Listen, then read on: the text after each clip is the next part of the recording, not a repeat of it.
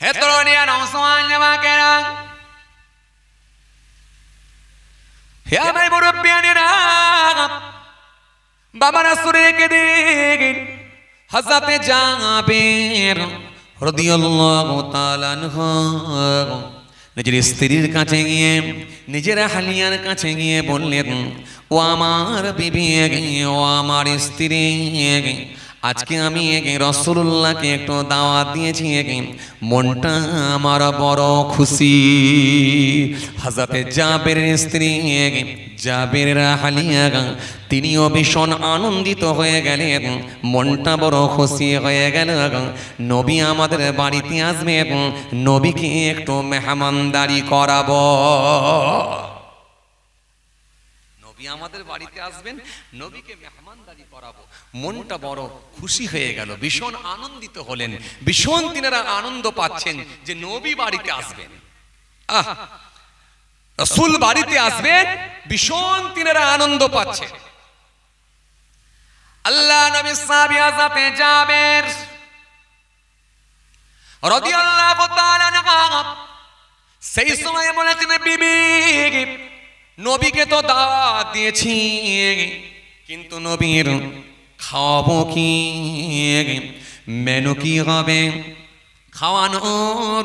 খাওয়ানো কি হবে, রাসূলুল্লাহর জন্য কি কি আইটেম করা হবে একবার বলো। কেন আজকের দিনে আমরা যখন মাঝে মধ্যে বিয়ে বাড়িতে যাই, 14 রকম 15 রকম 18 রকম আইটেম করা হয়। এই জন্য মেনু চার্টটা যখন দেওয়া হয়, কিছু কিছু মানুষ দেখবেন খাওয়ার আগেতেই দেখবেন পড়াতে ব্যস্ত হয়ে যায়। খাবে কি তার আগেই তো জিভ দিয়ে নাল পড়ে যাচ্ছে। আরে কথা বলছেন না কেন? খালি গুনছে 1 2 3 4 5 6 7 8 9 10 11 12 13 14 15 রকম খাবো। কথা বলে কথা বলছেন না কেন? বিয়ে বাড়িতে মাঝে মাঝে দেয় না, প্রথমে চারটা দেয় না, মেনু চার্ট, 15 রকম আইটেম খাবো। চিন্তা করে দেখলো যদি বেশি খেয়ে নিই তাহলে 15টার খেতে পারবো না, তার মানে প্রথম থেকে আমাকে টুকটুক করে যেতে হবে, তবে 15টা স্বাদ পাবো, 15টা খেতে পারবো।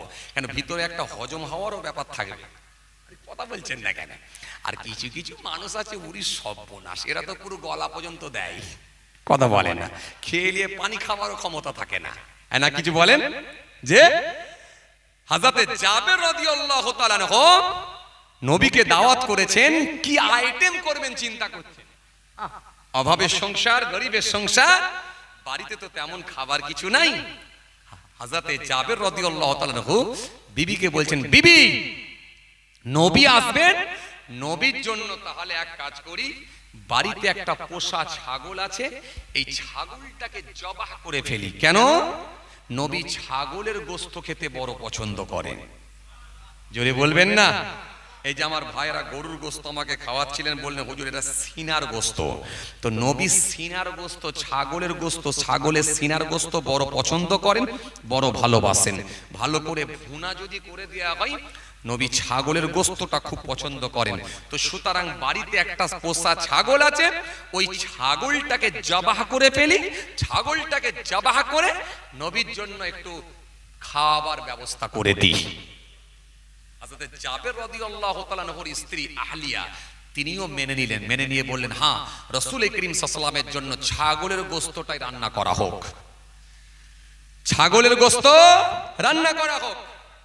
আল্লাহু আকবার, ছাগলের গোশত রান্না হবে, শুনছেন কথা? ছাগলের গোশত ভুনা হবে, রান্না হবে, রান্না হবে। নবীকে দাওয়াত দিয়েছেন, বাড়িতে আসবেন, ছাগল জবাহ হবে। ছাগলটাকে নিয়ে গিয়ে একটা নির্দিষ্ট স্থানে হযরতে জাবের রাদিয়াল্লাহু তাআলা আনহু তিনি জবাহ করে ফেললেন, জবাহ করে ফেললেন। ছাগলটা জবাহ হয়ে গেল। কথা বুঝে আসছে? ছাগল জবাহ করে ফেললেন। যেমন আমরাও জবাহ করে খাই, জবাহ করার কিছু শর্ত আছে, আমি পূর্বের ক্যাসেটে আলোচনা করেছি। খাদ্যনালী, শ্বাসনালী, দুটো রক্তনালী কাটতে হয়, পাশাপাশি আল্লাহর নাম নিতে হয়, এবং জবাহ করার পূর্বে ওই ছুরিটাকে উত্তম রূপে ধার করতে হয়, পর্যাপ্ত ধার দিতে হয়, যাতে করে প্রাণীর কোনো কষ্ট না হয়। এমনকি জবাহ করার পূর্বে যখন ওই পশুকে নিয়ে যাওয়া হবে, জবাহকৃত কোনো পশুর যেন চোখে না পড়ে, একটু দৃষ্টি আড়াল করে নিয়ে যেতে হয়। অনেক কিছু ব্যাপার আছে, শর্ত আছে। হাদিসে এসেছে, নবী বলেছেন লা'নাল্লাহু মান জাবা'a লিগায়রিল্লাহ ওয়া লা'নাল্লাহু মান সারাকা মানারাল আরদ। জবাহ করতে হয় কার নামে? আল্লাহর নামে। গায়রুল্লাহর নামে জবাহকৃত পশু সেটাও খাওয়া হারাম, তার উপরে লানত হবে, লানত। কথা কিছু বুঝে আসছে তো? এই বিস্তারিত অনেক আলোচনা আছে। যাই হোক, হযরতে জাবের রাদিয়াল্লাহু তাআলা আনহু তিনি ছাগলটাকে একটা নির্দিষ্ট স্থানে নিয়ে গিয়ে জবাহ করে ফেললেন। জবাহ হয়ে গেল, হয়ে সুন্দর করে পিস পিস করে কেটে একেবারে ধুয়ে নিয়ে ধৌত করে নিজের স্ত্রীর হাতে তুলে দিলেন, দিয়ে বলেন, বিবি এবার তুমি পাকিয়ে ফেলো, রান্নাটা করো, একটু কষা করে ফেলো, একেবারে ভুনা সুন্দর করে করো। নবী আসবেন, একটু ভালো করে ভুনা করো। স্ত্রী রান্না করছেন, হঠাৎ করে দেখা যায় জাবের রাদিয়াল্লাহু তাআলা আনহুর ছোট সন্তান, ওনার ছোট ছেলের ঘুমটা ভেঙে গেল। ঘুমটা ভেঙে যাওয়ার পরে দেখছেন বাড়িতে আর ছাগলটা নাই। বড় ভাই আব্দুল্লাহকে ডেকে বলছেন, বড় ভাইকে ডেকে বলছেন, বড় ভাই আমার সেই পছন্দের ছাগলটা কোথা বলো তো? হযরত জাবের রাদিয়াল্লাহু তাআলা আনহুর ছোট সন্তানের বয়স 4 থেকে 5 বছর, আর বড় ভাইয়ের বয়স হলো 7 থেকে 8 বছর, তার মানে দুজনই নাবালক শিশু। এখন বড় ভাইকে যখন বলা হচ্ছে, বড় ভাই আমার সেই পছন্দের ছাগলটা কোথায়? যেমন অনেকে দেখবেন আমরা বাড়িতে ছাগল পুষি, অনেকে আছে গরু পোষে, গাভী পোষে, অনেকে আছে দেখবেন মুরগি হাঁস পোষে। এগুলো পোষে না বাড়িতে? অনেকে পোষে না? পোষে। তো বাড়িতে একটা ছাগল পুষেছিলেন, এই ছাগলটা খুব পছন্দের ছিল কার? হযরতে জাবের রাদিয়াল্লাহু তাআলা আনহুর ছোট সন্তানের। কথা কিছু বুঝে আসছে তো? তিনি বললেন যে আমার সেই পছন্দের ছাগলটা কোথায়? যেমন অনেকে দেখবেন বাড়িতে আবার পাখি পোষে, আমি তবে একটু মানা করব, উড়ন্ত পাখিকে যেন খাঁচাতে বন্দি করে রাখবেন না। উড়ন্ত পাখিকে যদি খাঁচাতে বন্দি করে রাখা হয়, না জানি ওই পাখিটা যদি মারা যায়, এটা কাবিরা গুনাহ হতে পারে, কাবিরা গুনাহ হতে পারে। কারণ উড়ন্ত পাখিকে যদি খাঁচায় বন্দি করে রাখা হয়, এটা কাবিরা গুনাহ হওয়ার সম্ভাবনা আছে যদি মারা যায়। কেন বলেন তো? একটা, এই যে আমরা স্বাধীনভাবে ঘোরাফেরা করি, এখন যদি কাউকে বলা হয় তোমাকে একটা কামরার ভেতরে বন্দি করে রাখা হবে, 3 বেলা ভালো মন্দ খাওয়ানো হবে, তোমাকে চিকেন বিরিয়ানি দেয়া হবে, মটন বিরিয়ানি দেয়া হবে, বিফ বিরিয়ানি দেয়া হবে, আমরা কি একবারও রাজি হব? আমরা বলবো ভাই সম্ভব না, আমার ধোয়া ভাত আলু ভর্তা অনেক যথেষ্ট ভালো আছে, কিন্তু খাঁচার ভেতরে বা একটা রুমের ভেতরে বন্দি থাকতে এর পারা যাবে না, এটা সম্ভব না। তো এই উড়ন্ত পাখিকে যদি খাঁচার ভেতরে বন্দি করে রাখা হয়, এই পাখিটা উড়তে না পেরে কষ্টের চোটে যদি মারা যায়, হতে পারে এটা কাবিরা গুনাহ হয়ে যেতে পারে। জি, কোরআন শরীফের মধ্যে আল্লাহ বলেছেন, ইনতাজতানিবু কাবাইরা মা তুনহাউনা আনহুম নুকাফির আনকুম সাইয়্যাতিকুম ওয়া নুদখিলুকুম মুদখালান কারীমা। আল্লাহ বলেন, বান্দা তোমরা যদি বড় গুনাহগুলো থেকে বেঁচে থাকতে পারো, তোমাদের ছোট গুনাহগুলোকে আমি আল্লাহ ক্ষমা করে দেব এবং তোমাদেরকে আমি সম্মানজনক স্থানে প্রবেশ করাবো। ছোট গুনাহগুলো ক্ষমা করে দেবো। কে ক্ষমা করবে? আল্লাহ। এই যে 5 ওয়াক্তের আপনি নামাজ পড়েন, এই 5 ওয়াক্তের নামাজ দিয়ে আল্লাহ বহু সাগীরা গুনাহ মাফ করে দেয়। 1 মাসের যে রোজা রাখেন, 1 মাসের রোজা দিয়ে আল্লাহ বহু সাগীরা গুনাহ মাফ করে দেয়। আপনি যে জুমার নামাজ সপ্তাহে একদিন আদায় করেন, এই জুমার নামাজ দিয়ে সপ্তাহের বহু গুনাহকে আল্লাহ সাগীরা গুনাহকে ক্ষমা করে দিয়ে থাকে। এইজন্য আল্লাহ বললেন বড় গুনাহগুলো থেকে খালি বাঁচো, বাকি ছোট গুনাহগুলোকে আমি তোমাদের মাফ করে দেবো, সম্মানজনক স্থানে প্রবেশ করাবো, তোমরা টেনশন করো না। তার মধ্যে একটা বড় গুনাহ, সেটা কি বলছিলাম? কাবিরা গুনাহ হবে যদি পাখিটাকে খাঁচার ভেতরে বন্দি করে রেখে যদি মেরে ফেলেন আপনি। কথা বুঝে আসছে? এই সারা পৃথিবীতে পাখি আছে না নাই? আরে কথা বলছেন না কেন? আছে না নাই? শুধু কি মানুষই বসবাস করে?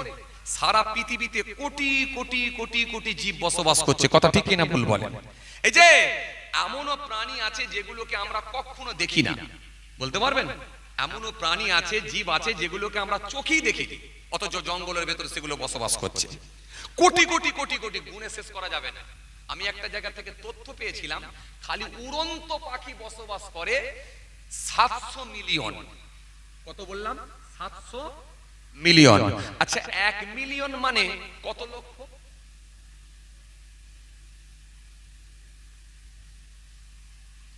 কথা বলে না। কে ভালো বলতে পারবে? এই ক্যামেরাম্যান ভাইগুলোই নেই, সব চালিয়ে দিয়ে চলে গেছে। ওরা থাকলে বলতে পারতো যে এই যে দেখছেন না কটা ক্যামেরা, 1 2 3 4 5 6 7 8 9 10 11 12 13 14 15 16 17 18 19 20 21 22, হ্যাঁ 10 লাখ। এই দেখেন বলে দিল, দেখলেন তো ক্যামেরাম্যান ভাই বলতে পারবে। 1 মিলিয়ন মানে যদি 10 লাখ হয় তো 700 মিলিয়ন মানে কত হবে? 1 মিলিয়ন মানে যদি 10 লাখ হয়, 7 মিলিয়ন মানে তাহলে নিশ্চয়ই 70 লাখ। তাহলে 7 মিলিয়ন মানে যদি 70 লাখ হয় তো 700 মিলিয়ন মানে কত লাখ হবে? কত কোটি হবে? মারাত্মক ব্যাপার এটা। বাড়িতে গিয়ে যারা এই ম্যাথের যারা ভালো, যারা ম্যাথ নিয়ে পড়াশোনা করেন, ম্যাথের যারা ভালো স্টুডেন্ট হবেন, ভালো করে একবার ক্যালকুলেটর মেরে একটু গুণ করে হিসাব করে দেখবেন দেখিনি। আমার তো মনে হচ্ছে কত কোটি হবে, 70 কোটি মনে হয় সম্ভবত হতে পারে, আর নালে 700 কোটি। কত হবে বলেন দেখিনি?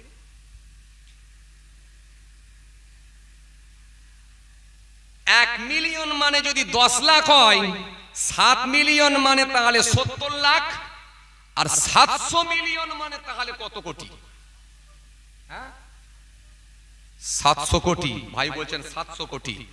700 কোটি যদি হয়ে থাকে, বাড়িতে একবার হিসাব করে দেখে নেবেন, তাহলে 700 কোটি পাখি খালি বসবাস করে।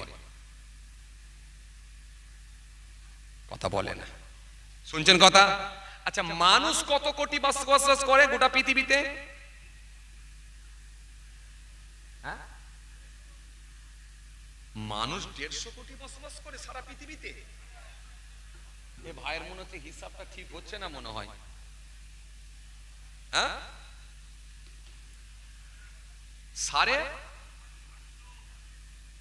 হ্যাঁ 750 থেকে 800 কোটি মানুষ বসবাস করে গোটা পৃথিবীতে।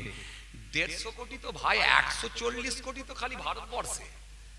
আর আপনি আমেরিকা ধরবেন না, রাশিয়া ধরবেন না, ফ্রান্স ধরবেন না, লন্ডন ধরবেন না, জার্মান ধরবেন না, জাপান ধরবেন না, যে বাংলাদেশ ধরবেন না, শ্রীলঙ্কা ধরবেন না, পাকিস্তান ধরবেন না, আফগানিস্তান ধরবেন না, আরব ধরবেন না, দুবাই ধরবেন না, গোটা পৃথিবী জুড়ে তাহলে 750 থেকে 800 কোটি মানুষের বসবাস। তাহলে পাখির একটা হিসাব দিলাম, 700 মিলিয়ন। খুব ভালো করে শুনবেন, 700 মিলিয়ন পাখি যদি খালি উড়ন্ত থাকে পাখি, তাহলে এবারে হিংস্র প্রাণী কত হতে পারে? বাঘ আছে, ভল্লুক আছে, চিতাবাঘ আছে, হাতি আছে, ঘোড়া আছে, শিয়াল আছে। আরে কথা বলছেন না কেন? বাবা ঘাটটা লাড়েননি কেন বাপ? আছে না নাই? তাহলে কত কোটি হতে পারে এর কোনো হিসাব দেওয়া মুশকিল, কঠিন। আচ্ছা এবারে আসেন, আচ্ছা তাহলে এত কোটি কোটি প্রাণী যখন আল্লাহ যখন পৃথিবীর জমিনে বানিয়েছেন, আচ্ছা মরে গেলে কটা দেখতে পান?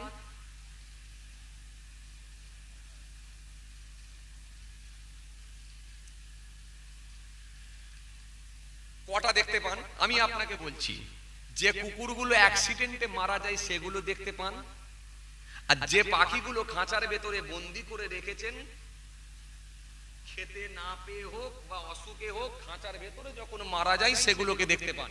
আপনি টেনে ঠ্যাংটা ধরে একটা জঙ্গলে ফেলে দেন কিংবা খালে বিলে ফেলে দেন, এছাড়া স্বাভাবিকভাবে বয়স হওয়ার কারণে, বার্ধক্যজনিত কারণে যখন কোনো প্রাণী বা পাখি মারা যায়, এগুলো কি কোনো দেখতে পান আপনারা?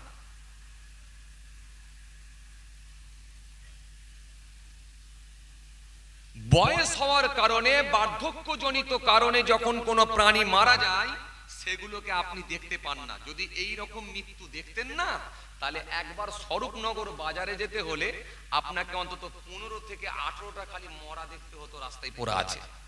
কারণ কোটি কোটি প্রাণী মানে হাজার হাজার, লাখ লাখ, কোটি কোটি কোটি কোটি প্রাণী আছে, মানে তার মানে এক এক দিনে কত হাজার হাজার প্রাণী মারা যাচ্ছে, কোনো হিসাব?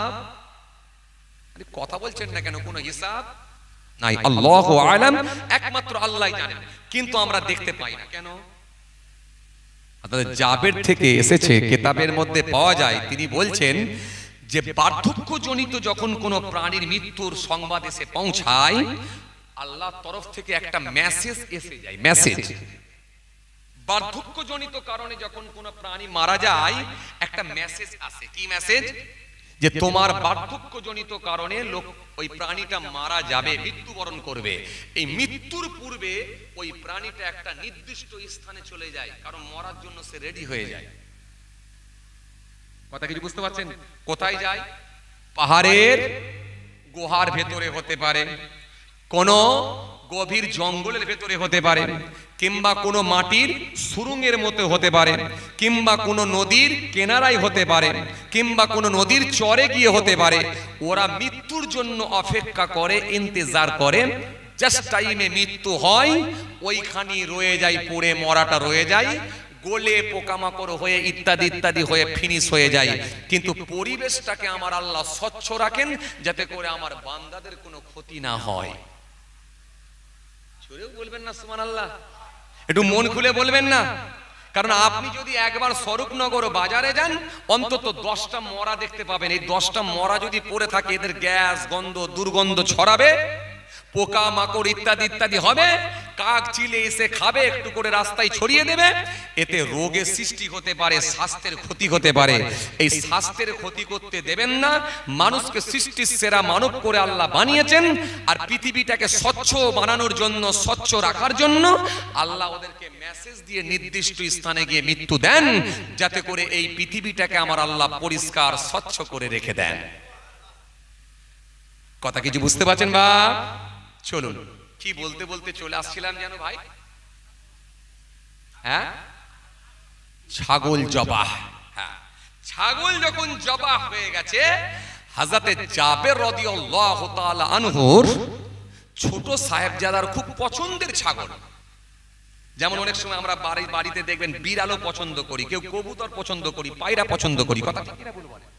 তো পছন্দের ছাগল, এই ছাগলটা যখন নাই খুঁজে পাচ্ছে না, বড় ভাই আব্দুল্লাহকে ডেকে বলছে, ভাই আমার পছন্দের ছাগলটা কোথায় গো?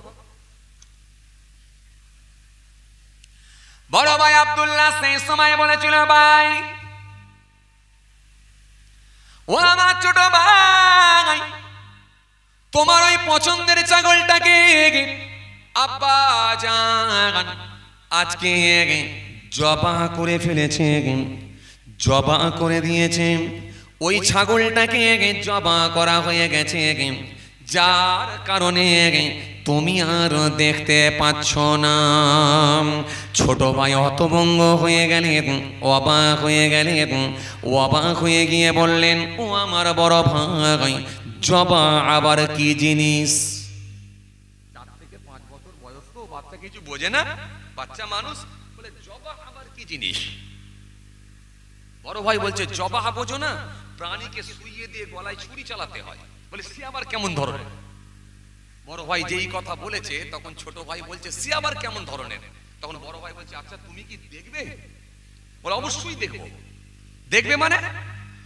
অবশ্যই আমি দেখবো, আমাকে দেখাও কিভাবে জবাহ করতে হলো, কিভাবে জবাহ করা হলো, আমাকে দেখাও। যখন বলেছে আমাকে দেখাও, তখন বড় ভাই বলছে, চলো তাহলে তোমাকে দেখাই আমি।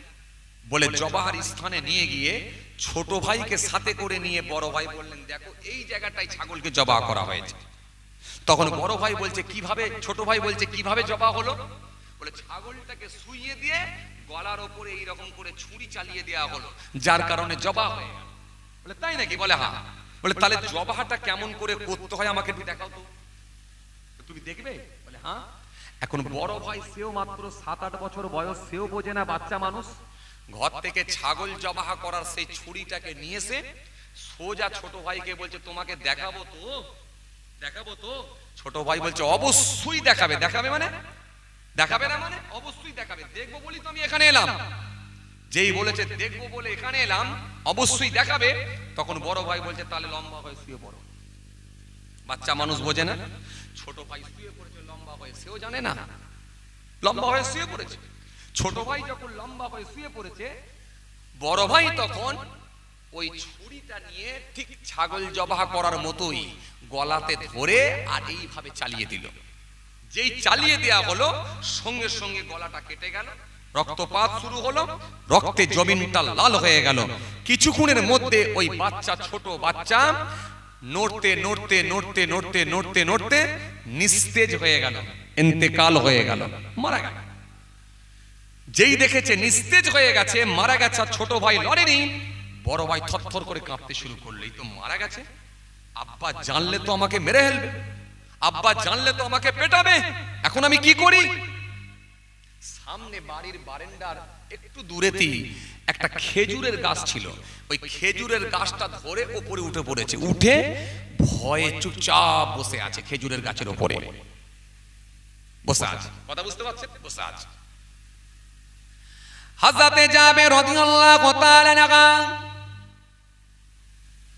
নবীকে দাওয়াত দিয়ে চলে এসেছে, মনটা বিরাট খুশি, রাসূলুল্লাহ বাড়িতে আসবেন, আজকে নিজে হাতে করে নবীর ভালোবাসাতে ঘরগুলো, কামরাগুলো আমি জাবের পরিষ্কার করব।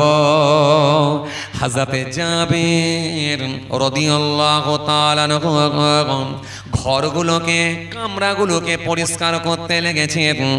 নবী আসবেন, নবী আসবেন, বারান্দাটা পরিষ্কার করতে লেগেছেন, নবী আসবেন, মহলটা পরিষ্কার করতে লেগেছেন, রাসূলুল্লাহ আসবেন, পরিষ্কার করে দিয়ে যখনই একটু বাড়ির বাইরের দিকে গেছেন, খেজুরের গাছের দিকে গিয়ে একবার তাকিয়েছেন, ওই খেজুরের গাছের ওপরের দিকে তাকানোর সাথে সাথে দেখতে পান ওই গাছের ওপরে বসে আছেন বড় ছেলে আব্দুল্লাহ, আমার দিকে তাকিয়ে থরথর থরথর করে কাঁপতে শুরু করে দিয়েছি। বড় ছেলে খেজুর গাছের উপরে বসে থরথর করে কাঁপছে, কম্পন হচ্ছে। যখন দেখেছে থরথর করে কাঁপছে, কম্পন হচ্ছে, বাপ বুঝতে পেরেছে নিশ্চিত ভাবে অঘটনটা মনে হয় বড় ছেলেই ঘটিয়েছে, কিছু একটা ঘটনা ঘটেছে। আর বড় ছেলে গাছের ওপর থেকে বুঝতে পেরেছে আব্বা মনে হয় আমাকে ধরে ফেলেছে, বুঝে গেছে। বড় ছেলে আব্দুল্লাহ তাকতে না পেরে বড় ভয় পেয়ে গেলেন। ভয় পেয়ে গিয়ে বড় ছেলে আব্দুল্লাহ তাকতে না পেরে ওই খেজুরের গাছ থেকে নিচেতে যখন ঝাঁপ দিলেন, ঝাঁপ দিয়ে মনে মনে ভাবলেন আমি পালিয়ে যাব, দৌড়ে দৌড়ে পালাতে গিয়ে নিচেতে যে ঝাঁপ দিলেন, ঝাঁপ দিয়ে স্লিপ করে গিয়ে সামনে একটা পাথর ছিল, ওই পাথরে গিয়ে মাথাটা ঠোকা হয়ে গেল। এত জোরে মাথাটা ঠোকা হয়ে গেল, মুহূর্তের মধ্যে মাথাটা ফেটে গিয়ে রক্তপাত শুরু হয়ে গেল। বড় ছেলে আব্দুল্লাহ ওই পাথরের গায়ে পড়ে গিয়ে থরথর করে, ওই বড় ছেলে আব্দুল্লাহ পাথরের গায়ে পড়ে গিয়ে কাঁপতে কাঁপতে ওই বড় ছেলে ইন্তেকাল হয়ে গেল, মারা গেল। একই দিনে কয়েক ঘন্টার ভেতরে দুটা লাশ বাড়িতে হয়ে গেল। হযরতে জাবের রাদিয়াল্লাহু তাআলা ঝরঝর করে কাঁদতে লাগলেন, বড় ছেলে আমার কি এমন ভাবে মৃত্যু হয়ে গেল চোখের সামনে। হযরতে জাবের ঝরঝর করে কাঁদতে লেগেছেন। হযরতে জাবেরের স্ত্রী খবর পেয়ে গেলেন। হযরতে জাবেরের স্ত্রী তিনি ওই স্পটে গিয়ে দেখলেন আমার বড় ছেলে ইন্তেকাল হয়ে গেছে। হযরতে জাবেরের স্ত্রী তিনিও ঝরঝর করে কাঁদতে লেগেছেন। এত কান্না কাঁদেন, এত কান্না কাঁদেন, দুটো চোখ দিয়ে পানি ঝরে যায়। হযরতে জাবের বুঝালেন বিবি কেঁদো না, কেঁদো না, কেঁদো না বিবি, কারণ এই দুঃসংবাদ যদি রাসূলুল্লাহ দরবারে গিয়ে পৌঁছে যায়, নবী প্রোগ্রামটা ক্যান্সেল করে দেবেন আর আসবেন না। নিশ্চিতভাবে আমরা এরকম সুযোগ হাত ছাড়া করে ফেলব। ও বিবি কেঁদো না বিবি, সবর করো বিবি, সবর করো বিবি। বিবিকে বারে বারে সান্ত্বনা দিলে বিবির কান্না বন্ধ হয় না, দুটো চোখ দিয়ে পানি ঝরে যায়। হযরতে জাবের বারে বারে বুঝিয়ে বললেন, বিবি কেঁদো না, সবর করো, হয়তো আমার আল্লাহ আমাদেরকে পরীক্ষা নিচ্ছি। এই কথা বলে বিবিকে সান্ত্বনা দিয়ে হযরতে জাবের থাকতে না পেরে বাড়ি থেকে একটা মোটা কম্বল নিয়ে এসে ওই কম্বলের উপরে বড় ছেলেকে শুইয়ে দিয়ে পেঁচিয়ে পেঁচিয়ে গোল করে বাচ্চাটাকে তুলে নিয়ে গিয়ে ওই বাড়ির একটা সাইডে নিয়ে গিয়ে শুইয়ে দিলি।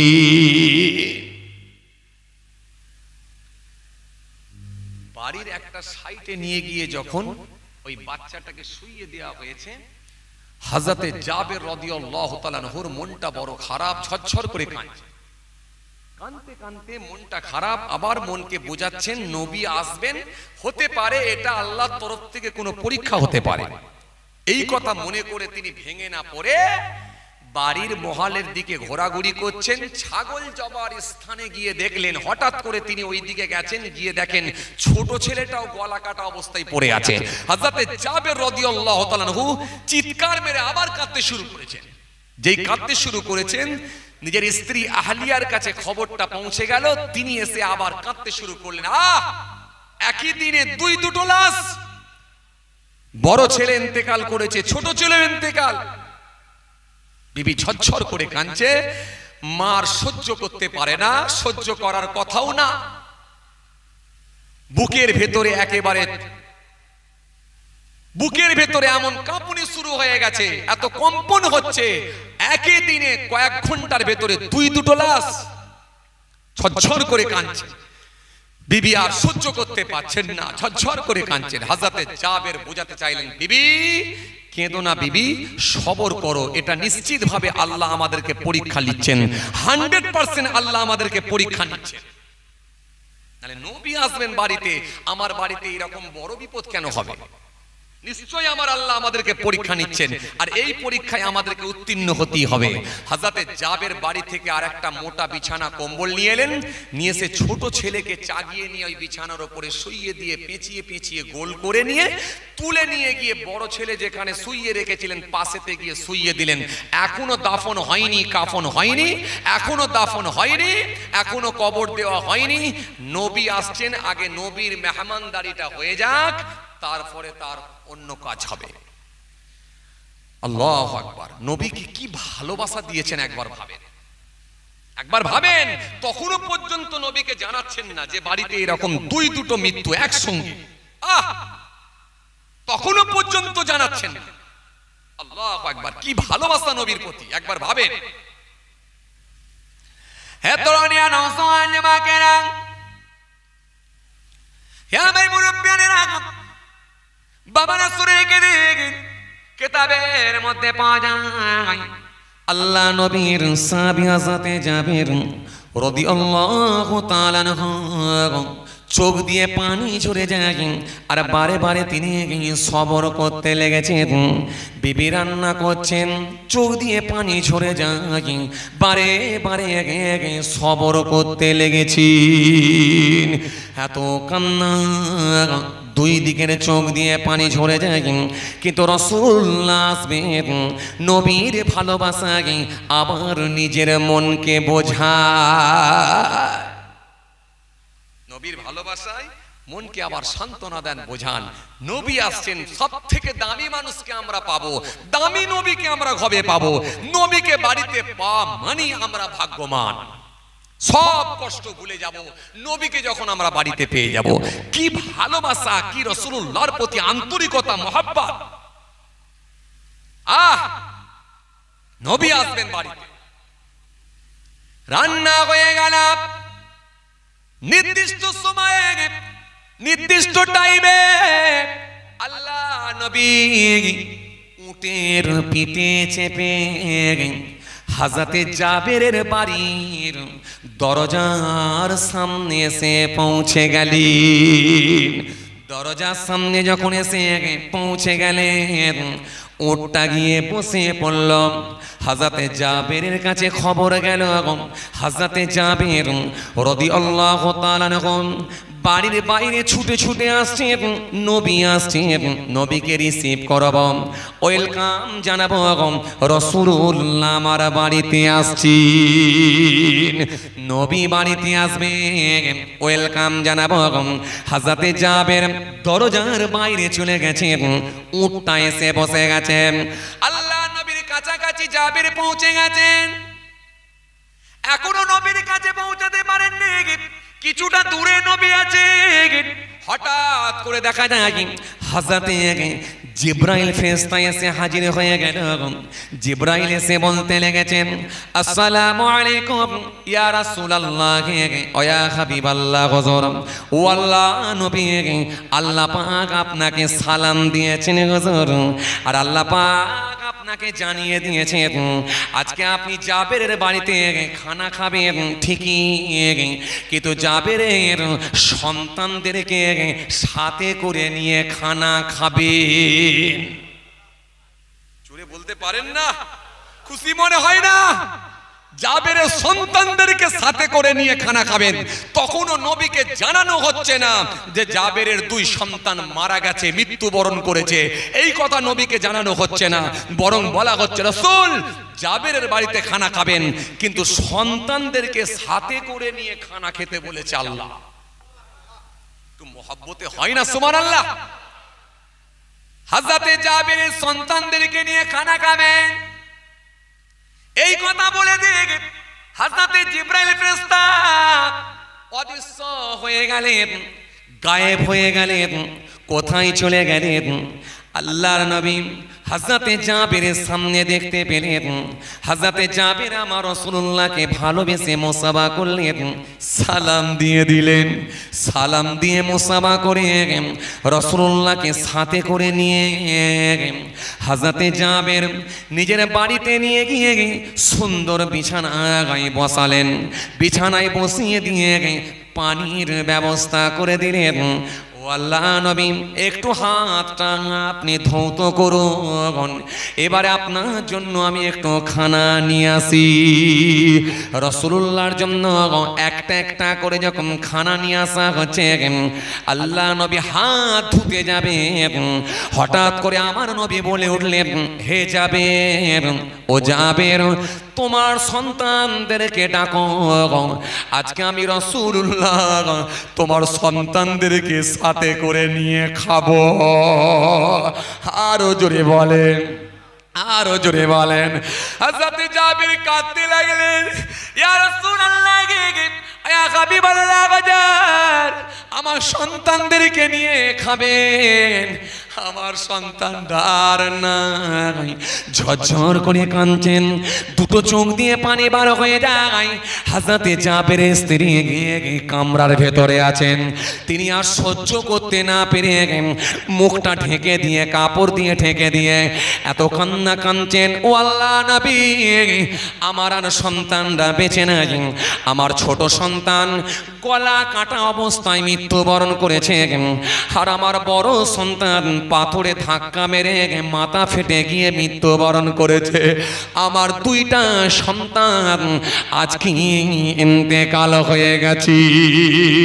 আল্লাহ নাই বলেন, জাবের সবর করো, তোমার স্ত্রীকেও সবর করতে বলো।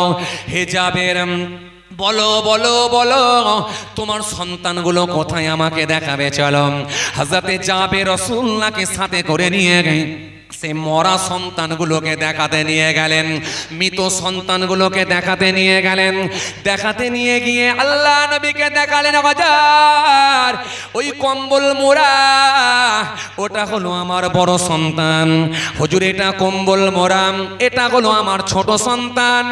আমার বড় সন্তান বাজার পাথরে ধাক্কা মেরে হুজুর মাথাটা ফেটে মৃত্যুবরণ করেছে।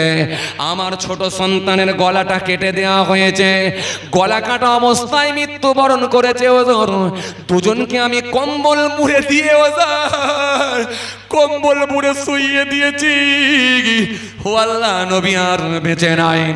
আল্লাহ নবী সেই সময় বললেন, জাবের গো কেঁদো না, কেঁদো না, কেঁদো না, আল্লাহর নির্দেশ হয়ে গেছে তোমার সন্তানদেরকে সাথে করে নিয়ে খাবার। ও জাবের চিন্তা করো না, একটু আমাকে সময় দাও। আল্লাহ নবী তাকতে না পেরে নিজের আঙুলের ইশারা করলেন, ওই মরা সন্তানগুলোর দিকে, মৃত সন্তানগুলোর দিকে ইশারা করলেন, অঙ্গুলি ইশারা দিয়ে বললেন, জাবেরের সন্তানেরা, ও জাবেরের ছেলেরা, ও জাবেরের সন্তানেরা, আল্লাহর হুকুমে জিন্দা হও। বলার সঙ্গে সঙ্গে ওই দুইটা সন্তান, বড় সন্তান উঠে দাঁড়িয়ে গেল, ছোট সন্তান উঠে দাঁড়িয়ে গেল। গলার কাটা নাই, মাথার ফাটা নাই। দুই সন্তান উঠে গিয়ে আল্লাহ নবীকে সালাম দিয়ে বললেন, ও আল্লাহ নবী, আমাদেরকে কি বলছেন এবারে বলুন। হুজুর, আমাদেরকে কি বলছেন এবারে বলুন। দুই সন্তান জিন্দা হয়ে গেল, এটা রাসূলুল্লাহর জন্য মুআজিজা, নবীর জন্য স্পেশাল ক্ষমতা। আমি আপনাকে প্রথমে কি বলছিলাম যে নবীর জন্য সম্পূর্ণ আলাদা ব্যাপার। মনে আছে আপনাদের? রাসূলুল্লাহর সঙ্গে অন্য নবীর সঙ্গেও কোনো তফাৎ, নবীর সঙ্গে আমার নবীর অনেক তফাৎ, অন্য নবীর সঙ্গে আপনি মেলাতে পারবেন না। জি, আল্লাহ নবী দুই সন্তানকে সাথে করে নিয়ে জাবেরের বাড়িতে বসে বসে খানা খেতে শুরু করে দিলেন। জোরে বলতে পারেন না? একটু মহব্বতে হয় না? এটা নবীর জন্য স্পেশাল, এই নবীর তুলনা হয় না। নবীর যত শুনবেন আপনার মন চেঞ্জ হয়ে যাবে, নবীর প্রতি ভালোবাসা, আন্তরিকতা আরো বেড়ে যাবে। চলুন এবারে একটা কথা বলি। আচ্ছা, বড় সন্তান তিনিও নাবালক বাচ্চা শিশু মানুষ ছিলেন, তাই ছোট সন্তানের গলায় ছুরি চালিয়ে দিয়েছিলেন। তো বড় সন্তান যদি জানতেন যে ছোট সন্তানের গায়ে, ছোট ভাইয়ের গলায় যদি ছুরি চালিয়ে দেয় ওরা মরে যাবে বা মৃত্যুবরণ করবে, তাহলে কি আর বড় সন্তানটা গলায় ছুরি চালাতো? আরে কথা বলেন, এখানে চালাতো? চালাতো না। আর ছোট সন্তান যদি জানতো আমার গলায় ছুরি চালিয়ে দিলে আমি মৃত্যুবরণ করব, মারা যাব, সে কি আর লম্বা হয়ে শুয়ে পড়তো? আরে কথা বলেন, পড়তো? পড়তো না। আচ্ছা, এবারে আপনারা বলেন, এই যে ছুরি চালিয়ে হত্যা, এই হত্যা আজকে পৃথিবীর জমিনে, বাংলার জমিনে, ভারতবর্ষের জমিনে আজকে বর্তমানে বেশি হচ্ছে না কম হচ্ছে? বাবা, কথা বলেননি কেন আপনারা? বেশি হচ্ছে না কম হচ্ছে? আচ্ছা, যারা একে অপরকে যে জবাহ করে দিচ্ছে বা হত্যা করে দিচ্ছে, এগুলো কি নাবালক শিশু দ্বারা হচ্ছে নাকি না সব মোটামুটি জাননেওয়ালা ব্যক্তি সবই বোঝে জেনে বুঝি হচ্ছে? জেনে বুঝে হচ্ছে তো নাকি? তার মানে শিশু মানুষের কাজ নয়, যারা করছে সব জেনে বুঝি হচ্ছে। তার মানে হত্যা আজকের দিনে তুলনামূলক ভাবে অনেক বেশি, কথা বলে না, বেশি বেড়েছে, হচ্ছে। এই কয়দিন আগের ঘটনা আপনাদের জানা আছে, ভাইরাল খবর। ক্যানিং এর জমিনে দেওর তার ভাবির মুন্ডু কেটে নিয়েছিল। এই ঘটনা আপনাদের অনেকেরই জানা আছে। দেওর তার ভাবির মুন্ডু কেটে নিয়ে মাথার চুলের মুঠি ধরে হাতে করে নিয়ে যে থানায় আত্মসমর্পণ করেছিলেন। তিনি বলেছিলেন আমি মুন্ডু কেটেছি। তার মানে বিশাল একটা ব্যাপার, বিরাট একটা পালোয়ান না হলে হয়? থানায় গিয়ে আত্মসমর্পণ করছে, অনেকে ভয়ে পালিয়ে যায়, আবার থানায় গিয়ে আত্মসমর্পণ করে দেখাচ্ছে আমি পালোয়ানের দ্বারাই সবই সম্ভব।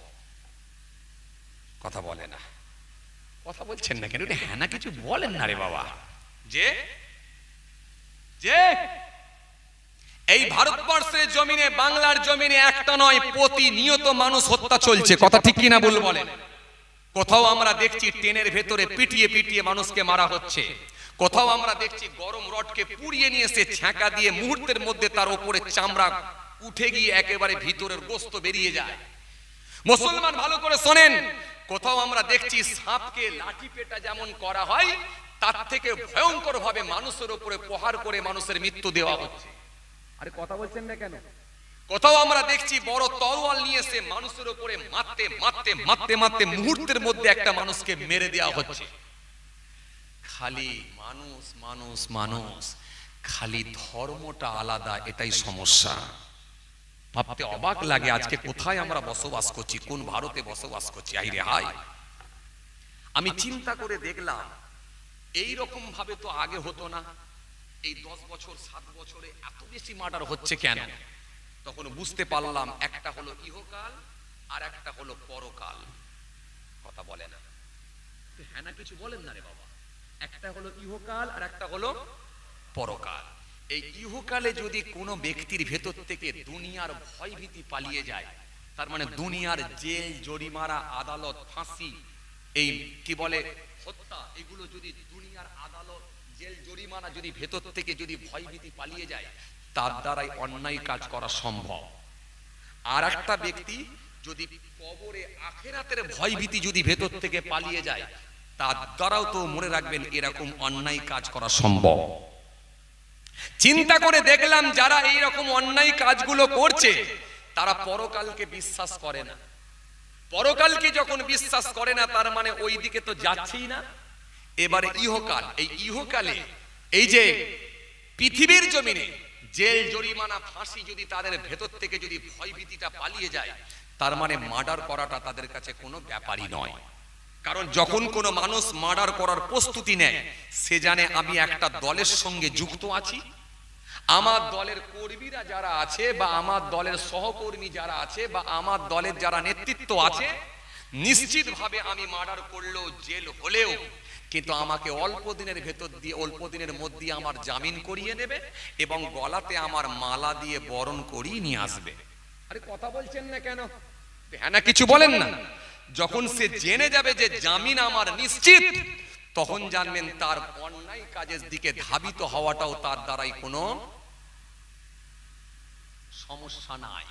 তো সুতরাং ভাইরা আমার, বন্ধুরা আমার, খেয়াল করেন, এই জন্য আজকের দিনে এই বড় বড় অন্যায় কাজের সঙ্গে যুক্ত হয় মানুষ, তাদের পেছনে একটা দল থাকে বলে, সাপোর্ট আছে বলে তারা মনে করে আমাদের দ্বারাই অন্যায় হলেও কিন্তু আমার দলের যারা কর্মী আছেন বা দলের যারা নেতৃত্ব আছেন তারা আমাদেরকে জামিন করিয়ে নেবে, যার কারণে ভেতর থেকে ভয় ভীতিটা পালিয়ে গেছে। ও মুসলমান, ভালো করে শোনেন, এই ইহকালে যদি আমরা ন্যায় বিচার নাও পাই, কিন্তু পরকালে আল্লাহর দরবারে বিচার পেতেই হবে। কথা ঠিক কিনা বল বলেন? কেন? আমার আল্লাহ বলেন আহকামুল হাকিমিন, উত্তম বিচারক। উত্তম বিচারক, উত্তম বিচারক কেমন? খুব ভালো করে শোনেন। কোন মানুষ যদি একটা মার্ডার করে, খুব ভালো করে শুনবেন, কোন মানুষ যদি একটা মার্ডার করে, ওই ব্যক্তিটাকে যখন দোষী সাব্যস্ত করে তাকে তুলে নিয়ে গিয়ে যদি অ্যারেস্ট করা হয়, জজ সাহেব যদি নিরপেক্ষভাবে বিচার করে, এখন এই মার্ডার করার জন্য এই মার্ডার কেসের আসামি যে, তার কি বিচার হতে পারে? হ্যাঁ, সাপোজ ধরুন না, যদি ন্যায় বিচার পায় তো কি বিচার পেতে পারে? হ্যাঁ, ভাই বলছে, ইউটিউবার ভাই বলছে যাবজ্জীবন জেল হতে পারে। আচ্ছা আপনারা বলেন কি হতে পারে? ফাঁসিও হতে পারে। ওই ভাই একটা ভালো বলেছে, ফাঁসিও হতে পারে, যাবজ্জীবন জেলও হতে পারে। ঠিক। আচ্ছা এইবারে বলেন, তাহলে একটা মার্ডার করার জন্য যদি ফাঁসি হয়ে যায়, কোন ব্যক্তি যদি মনে করেন 10টা মার্ডার করেছে, এখন 10টা মার্ডার করার পরে সে গ্রেফতার হয়েছে, জজ সাহেব এখন ফাঁসির রায় দিয়েছে, কটা ব্যক্তিকে ফাঁসি দেবে? একটু কথাবার্তা বলেন, আপনারা এত ঝিমিয়ে গেলেন কেন? একটু কথা বলেন। কটাকে ফাঁসি দেবেন? একটাকে। আচ্ছা মেরেছে কটা? মেরেছে 10টা। আর ফাঁসি হচ্ছে কটার? চাচা ঠিক বলছে? চাচা কি বলে? আচ্ছা চাচা কি বলে একবার দেখি। চাচা ঠিক বলছে? বলছে ওরা যা বলছে আমি তাই শুনছি। মানে নিজে থেকে আলাদাভাবে কোনো মন্তব্য করতে চান না আপনি। বলে আমি আর কি করব, বয়স্ক মানুষ, ওরা যা বলছে তাই শুনছি। তবে আপনাদের কথা শুনে হেসে ফেলেছে। তার মানে চাচাও বুঝতে পারছে যে একটা লোক 10টা মেরে একটা মরবে কেন, তাহলে বিচারটা ঠিক হচ্ছে না। চাচা চাচা হাসছে, কথা বুঝছেন? চাচা হাসছে। আচ্ছা এবারে বলেন তো, একটা লোক 10টা মেরে যদি বিচার হয়ে একটা ফাঁসি হয়, তাহলে বাকি রইল কটা? কি বিপদে পড়েছি আল্লাহ। একটা লোকের চোখে কিন্তু ঘুম নাই, কিন্তু একটা লোকের মুখে কথাও নাই। আপনারা যেখানে যান ঘুমান না, কথাও বলেন না, দুটো একসঙ্গে করে নেন নাকি? কথা বলে না। একটু হ্যাঁ না কিছু বলেন না রে বাবা। যে একটা লোক যদি 10টা মার্ডার করে যদি আসামি ধরা পড়ে, তাকে যদি ফাঁসিতে ঝোলানো হয়, তাহলে একটা লোক যদি মরে বাকি রইল কটা? 9টা। এই 9টার বিচার কে করবে? আল্লাহ করবে। ভালো বলেছেন। এইটাই বুঝাতে চাইছিলাম। এই জন্য তিনি হলেন আহকামুল হাকিমিন, উত্তম বিচারক, বিচারকদের বিচারক, উত্তম বিচারক। কারণ আমার আল্লাহ কিয়ামতের ময়দানে যখন বিচার করবেন, ওই লোকটাকে একবার মার্ডার করবেন, ফের জিন্দা করবেন, আবার একবার মার্ডার করবেন, ফের জিন্দা করবেন, আবার একবার মার্ডার করবেন, ফের জিন্দা করবেন, আবার একবার মার্ডার করবেন, ফের জিন্দা করবেন। 10 বার করে কমপ্লিট করবেন। তো আস্তে সুবহানাল্লাহ বলবেন, জোরে বলতে পারেন না? একটু মন খুলে হয় না? তাহলে আল্লাহর বিচারটা আলাদা বিচার, আলাদা বিচার। তাহলে মানে পৃথিবীর জমিনে যদি বিচারের জায়গায় যদি কেউ নাও পায়, এই পৃথিবীর জমিনে যদি বিচার নাও পায়, নাই বিচার না পেলেও কিন্তু আল্লাহর আদালতে বিষ যাবে না, 100% বিচার পাবে। জোরে বলতে পারেন না? খুশি মনে হয় না? চলুন এবার আমি আপনাদেরকে একটু বুঝিয়ে বলি, এই মার্ডার যদি করে দেওয়া হয় তার শাস্তি কি হতে পারে। কোরআন শরীফের মধ্যে আল্লাহ সুন্দর করে বললেন, ওয়ামান ইয়াকতুল মুমিনান মুতাআম্মিদান ফাজাযাউ জাহান্নাম খালিদান ফিহা ওয়াগদিবাল্লাহু আলাইহি ওয়া লা'আনাহু ওয়া আ'আদ্দা লাহু আযাবান আযীমা। আল্লাহ কোরআন শরীফের মধ্যে সুন্দর করে জানিয়েছেন, মার্ডার যদি করা হয় তার বিচার কি হতে পারে। কোরআন শরীফের মধ্যে আল্লাহ জানিয়েছেন, তার মানে পালাবার কোনো জায়গা নাই। আমাদের সমাজে কিছু মানুষ আছে দেখবেন, সামান্য সম্পত্তির জন্য নিজের ভাইকে পর্যন্ত মার্ডার করে দেয়। আমাদের সমাজে এমনও স্বামী আছে দেখবেন, পরকীয়ায় লিপ্ত হওয়ার কারণেতে পর পুরুষ দিয়ে নিজের স্ত্রীকে পর্যন্ত খুন করে দেয়। 10 বছরের সংসার ভেঙে চুরমার হয়ে যায়। আমাদের সমাজে এমনও বিবি আছে, আমাদের সমাজে এমনও স্ত্রী আছে, পরকীয়ায় লিপ্ত হওয়ার কারণেতে পর পুরুষ দিয়ে কিংবা বয়ফ্রেন্ড দিয়ে নিজের স্বামীকে পর্যন্ত খুন করিয়ে দেয়। 10 বছরের সংসার এক মুহূর্তে ভেঙে দেয়। কেউ খুন হয়ে কবরে যায়, আর কেউ খুন করে জেলে যায়। ও মুসলমান, ভালো করে শুনে রেখে নেন। এই জন্য সুন্দর করে আল্লাহ কোরআনের মধ্যে বললেন, ওয়ামা ইয়াকতুল মুমিনান মুতাআম্মিদান ফাজাযাউ জাহান্নাম খালিদান ফিহা ওয়াগদিবাল্লাহু আলাইহি ওয়া লা'আনাহু ওয়া আ'আদ্দা লাহু আযাবান আযীমা। আল্লাহ কোরআন শরীফের মধ্যে বললেন, ওয়ামাইয়া কতল, যে ব্যক্তি কতল করে দেয় মুমিনান, কোন মোমেনকে যদি কতল করে দেয়া হয়, আমি আল্লাহ বলি মুতাআম্মিদান, সেটা যদি ইচ্ছাকৃতভাবে হয়, ইচ্ছাকৃতভাবে যদি কোনো মোমেনকে কতল করে দেয়া হয়, ইচ্ছাকৃতভাবে যদি কোনো মোমেনকে হত্যা করে দেয়া হয়, আমি আল্লাহ বলছি ফাজাযাউ জাহান্নাম খালিদান ফিহা, ফাজাযাউ জাহান্নাম, তার ঠিকানা হবে জাহান্নাম। ঠিকানা কোথায়? জোরে বলেন, ঠিকানা কোথায়? জাহান্নাম। এখন আপনারা বলবেন, হুজুর এটাও তো আমরা জানতাম, কতল করে দিলে, হত্যা করলে জাহান্নামে যাবে না, আবার যেতে হবে। কিন্তু হুজুর আপনাদের মুখে শুনেছি, সামান্য পরিমাণ ঈমান নিয়ে যদি মৃত্যু হয়, একদিন না একদিন নাজাত পাবে। এ ওয়াজ শুনেছেন না শোনেননি? আরে কথা বলছেন না কেন? শুনেছেন না শোনেননি? শোনেন না? সামান্য পরিমাণ যদি ঈমান নিয়ে মৃত্যুবরণ করে, একদিন না একদিন নাজাত পাবে। চাচা শুনেছেন? আয় চাচা শুনেছে। তার মানে এই ওয়াজ হয়েছে, এই ওয়াজ হয়েছে। তার মানে এখন যদি কেউ মার্ডার করতে যায়, সে যদি এই নিয়ত করে নেয় যে সামান্য পরিমাণ ঈমান নিয়ে যদি মৃত্যুবরণ করি, তার মানে নাজাত তো আবার পাচ্ছি। কথা বলে না, কথা বলে না। হ্যাঁ, এখন যদি মাথায় ঢুকে যায় যে আবার ফের বেরিয়ে আসবো জাহান্নাম থেকে, তাহলে ওকে রুকা যাবে? ওকে রুকা যাবে? আর রুকা যাবে? রোকা যাবে না। কেন? পৃথিবীর জমিনে যেমন যদি কেউ জেনে যায় যে আমার জেল হলেও কিন্তু আমার দলের মানুষেরা আমাকে বের করে নিয়ে আসবে, জামিন আমার হবে, আমার যে দলের সঙ্গে আমি যুক্ত আছি ওই নেতৃত্বরা আমাকে বের করে আনবে, ওকে যেমন রোকা যাবে না, অনুরূপ ভাবে যদি মাথায় ঢুকে যায় আবার জান্নাত হবে, জাহান্নাম থেকে বেরিয়ে আসবো, ওকেও রোকা যাবে না। কিন্তু মাঠটা কেমন হবে, বিচারটা কেমন হবে? অনেকটা ধারা সিস্টেম। ধারা বোঝেন আপনারা? ধারা বোঝেন? যেমন দেখবেন 255 নম্বর ধারা, যেমন ধরবেন 388 নম্বর ধারা, যেমন দেখবেন 415 নম্বর ধারা। তার মানে একটা পকেট মার যদি পকেট মারি করে তার বিচার আলাদা হয়, আর একটা লোক যদি মার্ডার করে তার বিচার আলাদা হয়।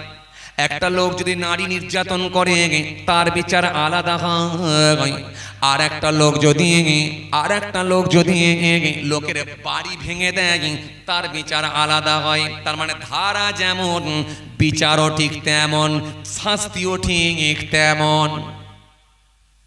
এখন প্রথমত আপনাকে বুঝতে হবে, আপনি যখন মার্ডার করে বের ফেললেন, আপনি যখন মার্ডার করার জন্য প্রস্তুতি নিয়েছেন, আপনি কিভাবে বুঝলেন যে ঈমানের সঙ্গে মৃত্যু হলে ফের নাজাত পাবো?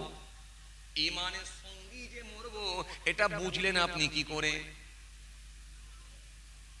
কথা বলেন।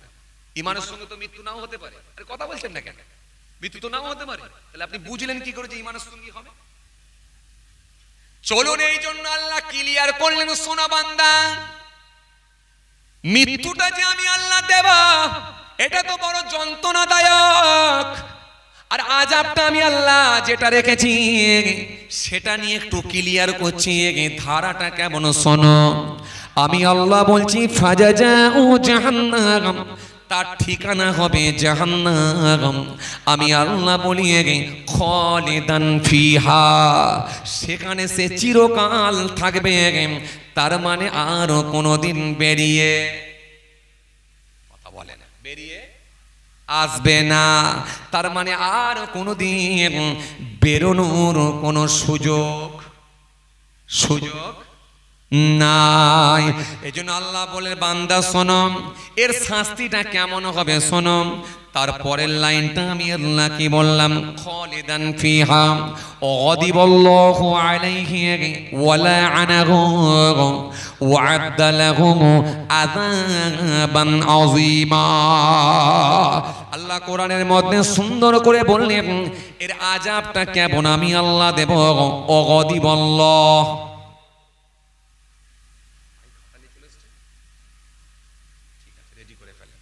যাক আমি আর বলছি না, আল্লাহ নিয়ে এলে আবার আলোচনা হবে ইনশাআল্লাহ। অনেক সময় আপনারা দিয়েছেন আলহামদুলিল্লাহ, আর আপনাদেরকে আমি কষ্ট দেবো না আলহামদুলিল্লাহ। যাই হোক, মাশাআল্লাহ মাশাআল্লাহ মাশাআল্লাহ, ঠিক আছে, আমি আর সময় নিচ্ছি না, আল্লাহ নিয়ে এলে আবার আলোচনা হবে ইনশাআল্লাহ। কারণ এইভাবে যদি কোরআনের আয়াত একটা একটা করে বলা হয়, গোটা কতেক নবীর হাদিস যদি দেওয়া হয়, এই হত্যাকারী শাস্তিটা আল্লাহ কি রেখেছে আপনি বুঝতে পেরে যাবেন। এত সহজ নয়, এত সহজ নয়। যা খুশি তাই করবো আর একদিন না একদিন নাজাত পাবো, জান্নাত পাবো, এটা ভুলে যেতে হবে, এটা ভুলে যেতে হবে। যাই হোক, আর সময় নিচ্ছি না, বলতে গেলে আরো সময় লেগে যাবে। অনেকটাই সময় আপনারা দিয়েছেন আলহামদুলিল্লাহ। আসুন আমরা একটু ছোট্ট করে দাঁড়িয়ে সালাম পড়ব, তারপরে ইনশাআল্লাহ দুই একটি কথা, এক ভাই খাতা নিয়ে এসেছেন, তারপরে ইনশাআল্লাহ আমরা দোয়া করে দেবো। আসেন ছোট্ট করে একটু সালাম পড়ে নি।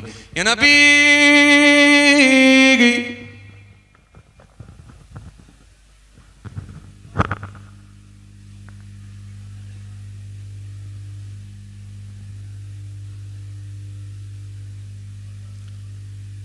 আওয়াজ দিয়ে পড়েন না। ইয়া নবী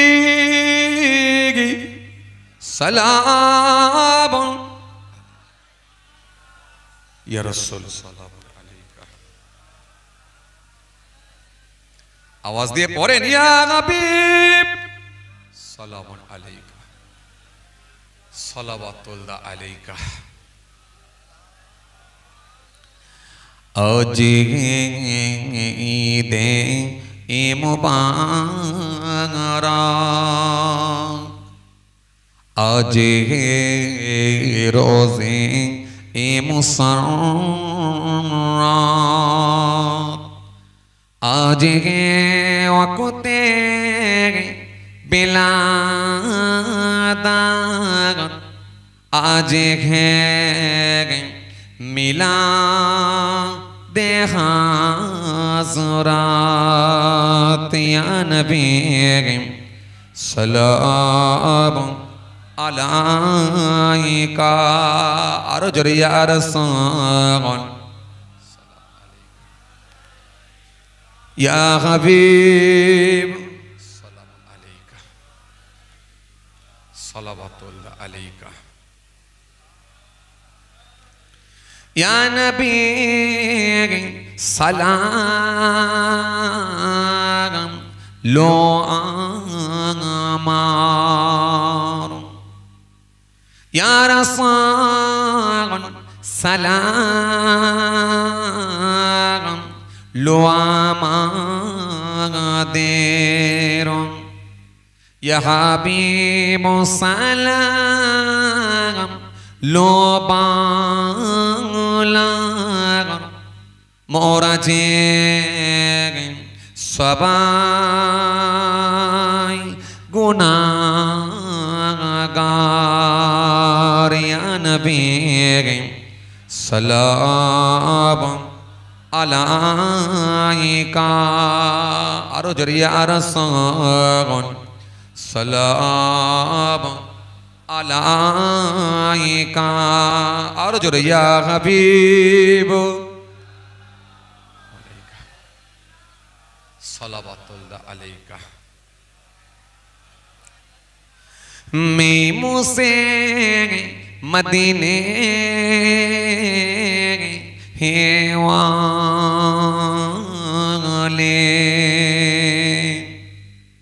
हैं से हसमी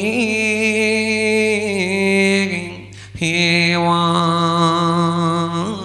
वाले, मैं मुझसे मेरा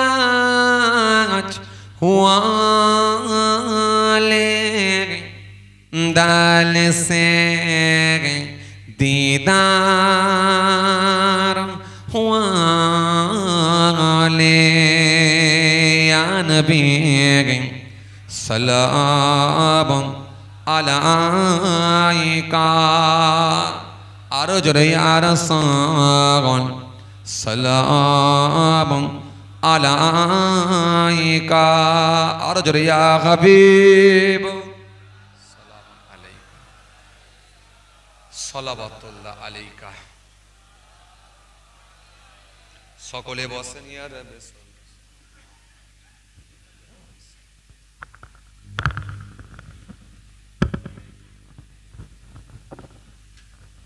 মহাবোধের সঙ্গে দরুদ শরীফ আল্লাহুম্মা সাল্লি আলা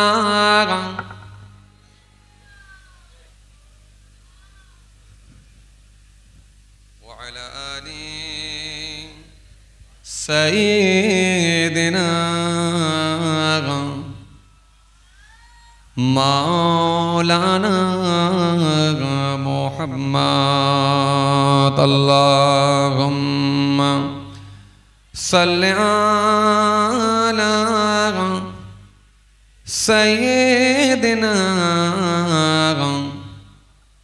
মাওলানা মুহাম্মদ ওয়া আলা আলি সাইয়্যিদিনা।